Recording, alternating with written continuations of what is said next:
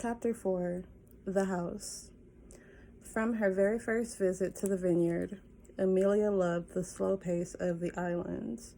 It reminded her of New Orleans. Many people thought of New Orleans as a party town of jazz, gumbo, colorful beads, and the ruckus and mayhem of Mardi Gras. The Nolans that Amelia loved was slow and green and lush, a dreamy world of Spanish moss and oak trees, a never-ending watery maze of rivers and bayous. The vineyard, she discovered, mimicked the pace, the fullness, the peace she felt back at home.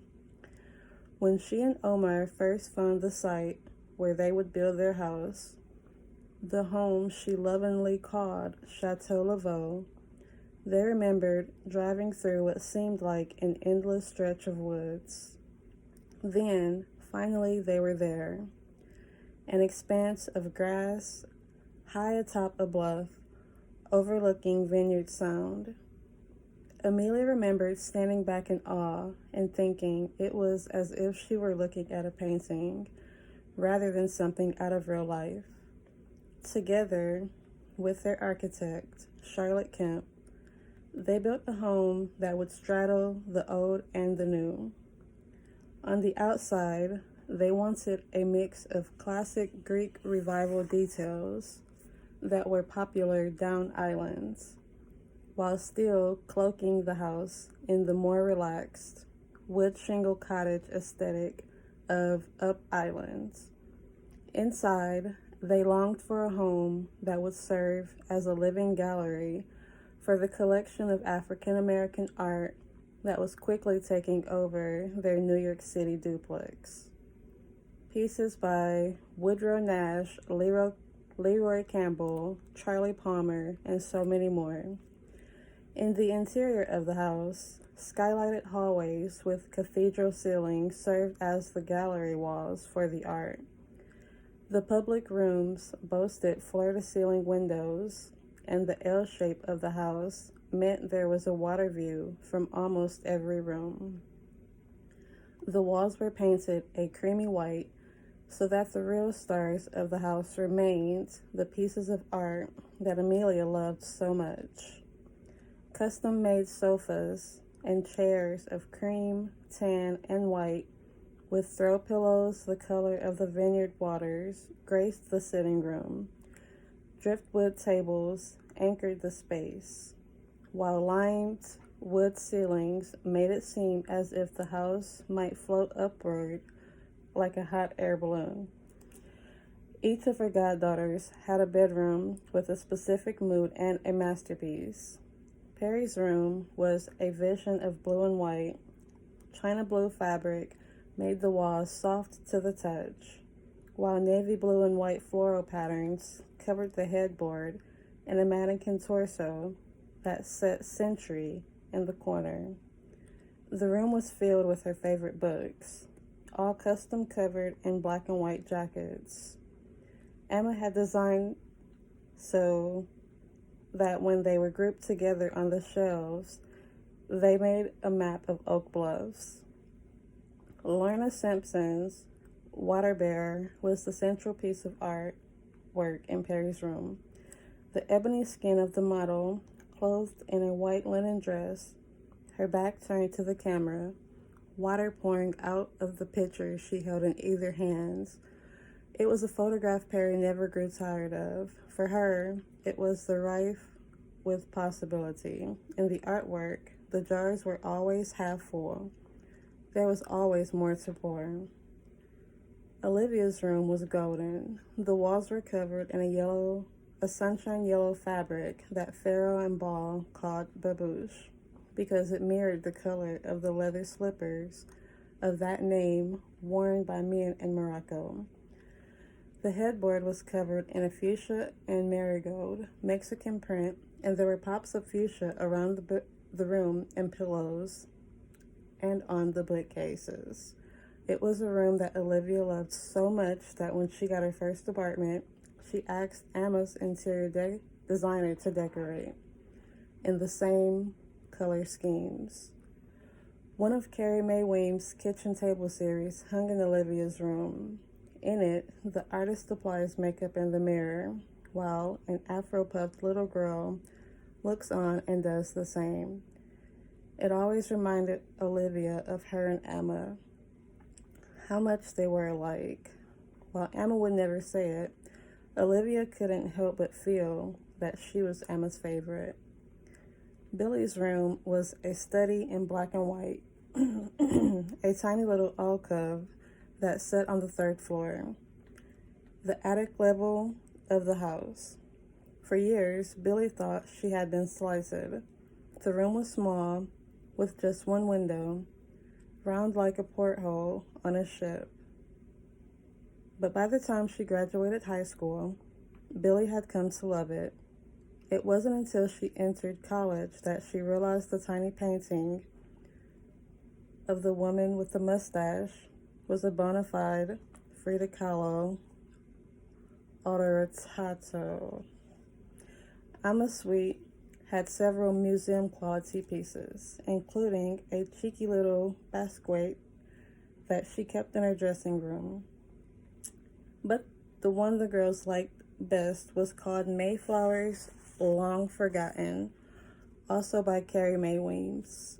It featured 3 girls, much the same age as Perry, Olivia, and Billy were when they first started visiting Emma. Now, all these years later, salt air had softened the shingles into a cafe haute la patina. It was Emma knew, a house that would only grow more beautiful with time. Omar Tanner died in 2015. It had been a long, hard 4 years without him for Emma. She had mourned him with the patience that had been the hallmark of their marriage. In the first months, she'd carefully edited, then digitized all their photo albums. She wanted her girls and the children they would have someday to know what Black love looked like in the 20th century, when the world was changing so fast and so slow at the same damn time. She often felt that one of the problems with Black history as a rubric was that between Februarys, so much was lost. It always seemed like people were caught up in the first Black astronaut, first Black president, first Black artist to exhibit at this museum or that they lost the glory of a life on continuum.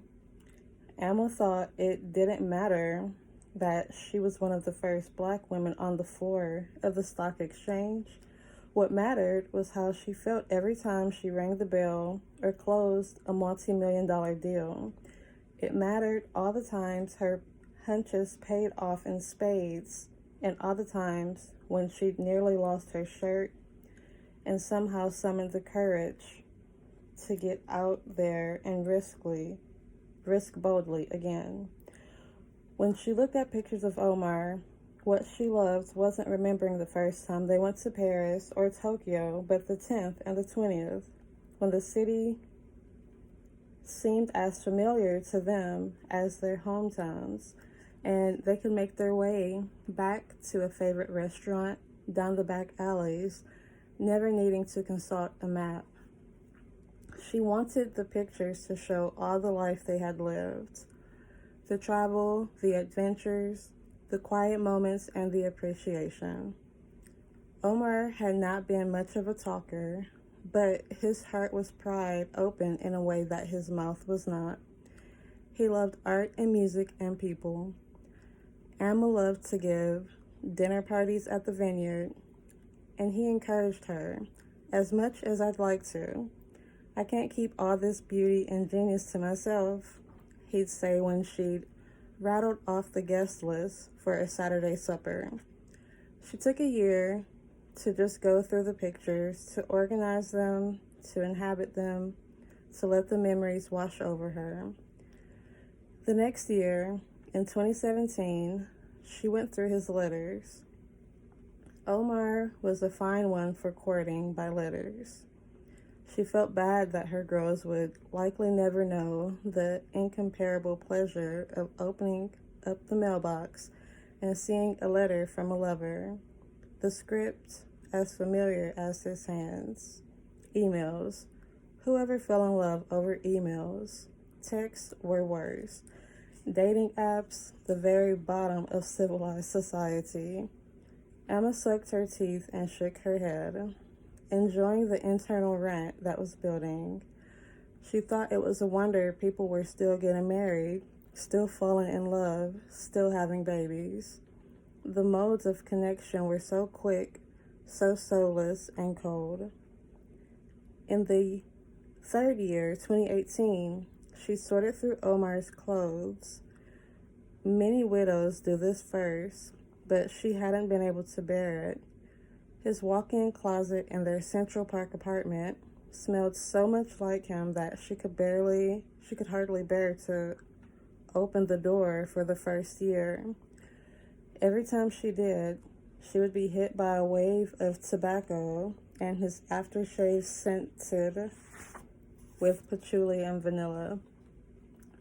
She kept the door closed that whole first year, and maybe that's why the scent stayed so strong.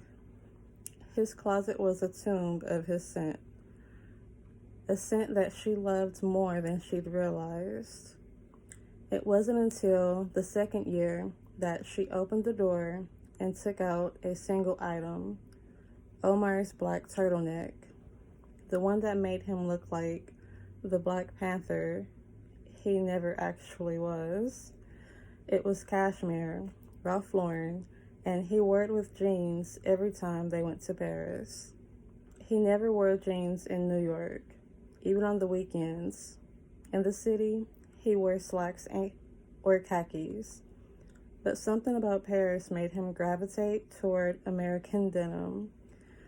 Emma wore his turtleneck to sleep sometimes. For an entire winter, she curled up in it while she watched movies or fell asleep late at night, watching the news.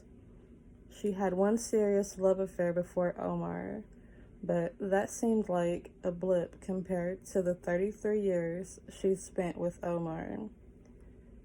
He was more than her partner and best friend. He was her mirror. She looked at him and she saw her whole adult life. Every New Year's Day, she wrote each girl a letter.